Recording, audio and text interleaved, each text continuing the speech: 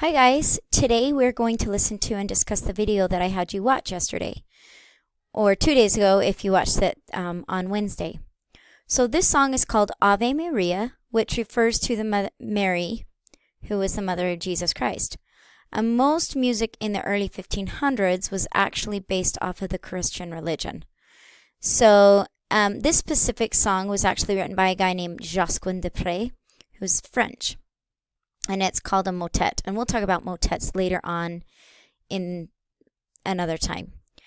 But first of all, let's just talk about, as we watch the video, I want you to notice that the guy who created this song, the YouTuber, he actually created colored ovals to represent the music. So let's just start it and let's begin to explain what each color of oval represents. So I'm just going to sneak in here. Here we go. Ready? Watch this one. Okay, so this first one that started, it's kind of a mustard yellow. I don't know what you would describe it as, but it's kind of mustardy color. This represents the soprano voice or the high voice. Let's go to the next one. Notice this one right here that just came in second. It's like a muted orange color. And this one is the second lowest singer, and it's called the alto. All right, you may have heard me speak about sopranos and altos. Here's the third voice right here. This third voice right here is called the tenor, and it's more of a brighter orange colored. And then here's the bass right here. So this fourth color right down here is actually called the bass. That's our bass voice. All right. So now that we have identified the four main parts and how to tell them apart by color, let's look at the size of the ovals and their spacing between each other. So take, for example, look at how big this oval is right here compared to this little oval, or this one, for example. This one's quite a bit longer, and as you notice, it's going to be held out longer. So each size refers to the length of the note that is being sung. So the smaller notes are going to be shorter notes. So these would be like our 16th notes, and these would be like half notes and whole notes, and these would be like quarter notes. So let's check those out. Held note, quick notes. Okay. So now that you can see the different sizes represent the rhythm, let's actually talk about pitches. Okay, so we have these pitches, these notes, these colors, and these ovals are going up and down. So let's look and listen to this next little section right here as we see the sopranos descend down this little melodic passage.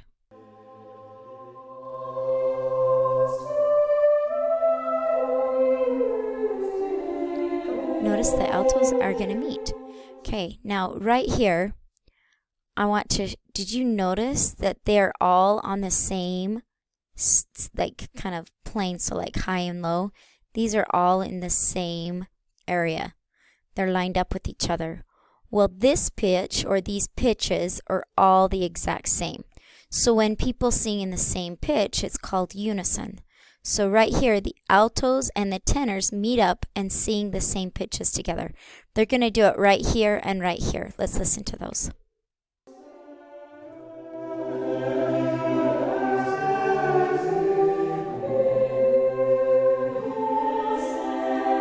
Okay, they sing right here the same too.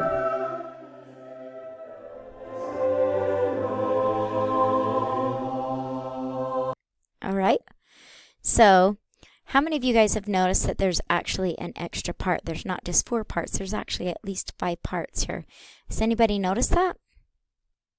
So we'll talk about that in just a minute. But look right here. Did you notice they were singing the same? That is called unison. So when people sing the same, it's unison. Okay. Also, let me go back and let's just talk about the rhythm for one more time. We're going to scroll here towards the end, and I want you to notice what happens when all of the parts line up on top of each other. And this is what we call homophonic. So let's start right here.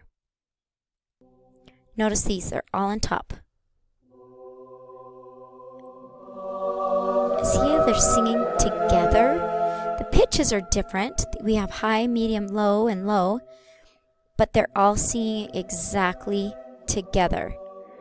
There's a couple notes in between, and this one's just a little bit lower because it's kind of coming up to this pitch. But notice they're all the same, and they're the same in length. That would mean that each part has the same rhythm right there.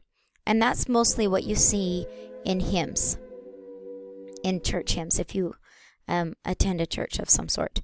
So this is kind of a fun little video that shows and represents rhythms and pitches and how they all relate to each other through a polyphonic piece of music. Now, at times during this piece of music, we actually see what we call homophonic. So let's start one more time from the beginning, and we're just going to talk about it as we go through it. And I want you to see if you can noticing anything interesting. And if you do, please feel free to comment and let me know what you see and what you found interesting. Okay, so just give me a second here, and we're going to start from the very beginning, okay? Okay, so here we go. Start from the beginning. Okay, notice sopranos take off first, followed by altos, then the tenors, and then the basses. Music reminds me of a race. Somebody always starts out first, and when they get to the end of a specific spot in the race, they'll stop and wait for a minute. But then before anybody else gets there, they take off again. Look, sopranos are taking off before the basses finish. Kind of funny. The sopranos are always in a hurry. Notice the tenors and altos singing together. Here comes the bass. So in music, there's like sections where, especially in polyphony music, they end and they kind of come together. So right here's kind of an ending point. Watch it. Now we have a little bit of duet with sopranos. Notice the homophonic rhythms. Now we have, okay, so here we go. I want you to notice. Altos just finished. But now we have, right here, we have our tenor. We have the third member of the male voices, or probably a baritone is what we would call it. And then we have the bass section. And we're going to have a trio right here in this little section. It won't last very long because then the rest of them are going to come in right here. So the three men. Now here all five of them are going to be singing. They're probably singing in unison there. We have split man right there.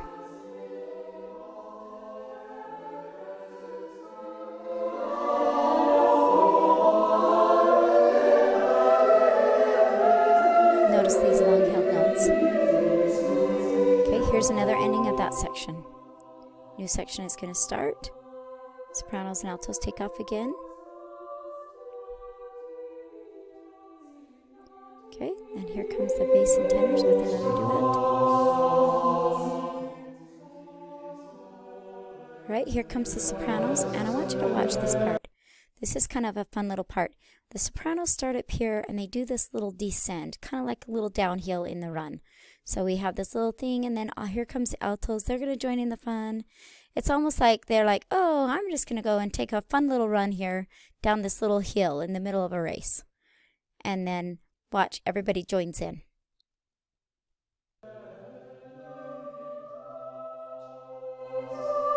Here comes the altos. Here comes the tenors, the baritones, and the basses.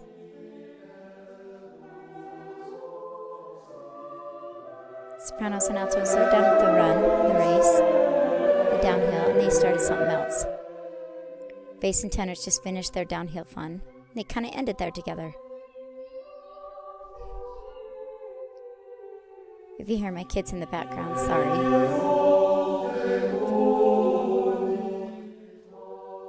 Nice good unison right there with the tenor and the bass.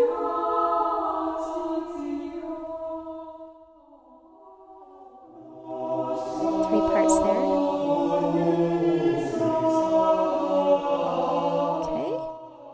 Look at all this unison right here. This is another fun 5-part section.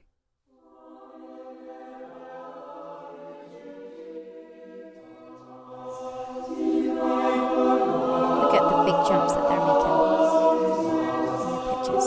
Big jump there. Okay. Right here, there's going to be some really long notes.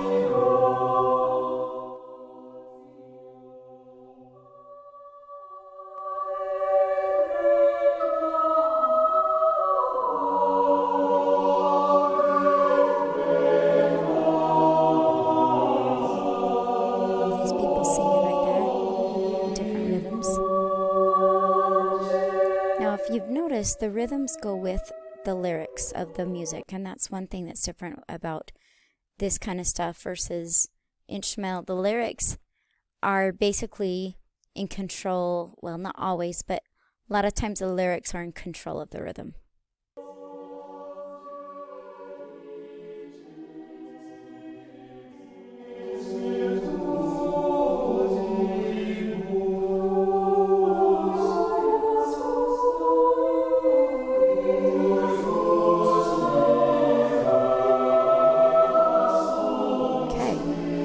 So we're just going to skip to, it's almost to the end.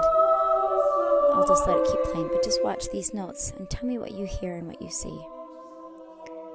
Notice there's ending points. Here's a nice big ending point right here.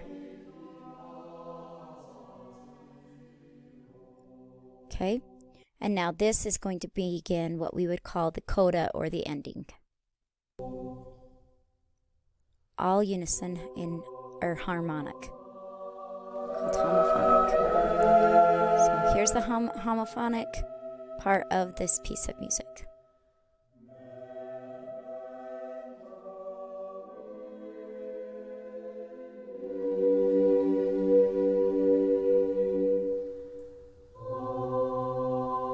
And they all end in amen in these types of songs because it really was a prayer. A lot of times the music was written for church services.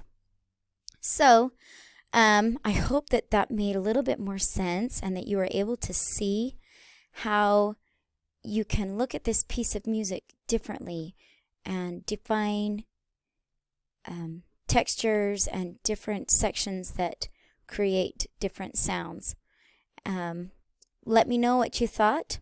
What I'm going to have you do is I want you to write at least 5 musical terms that I mentioned that you either are hearing for the first time or that you have heard and now you understand a little bit better.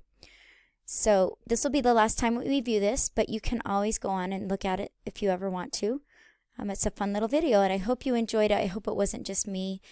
For some of you, it might have been a little bit long, and I apologize if this is a long video, but I'm new to this, and so are you, and hopefully we can be understanding of each other. Anyway, hope you have a good day.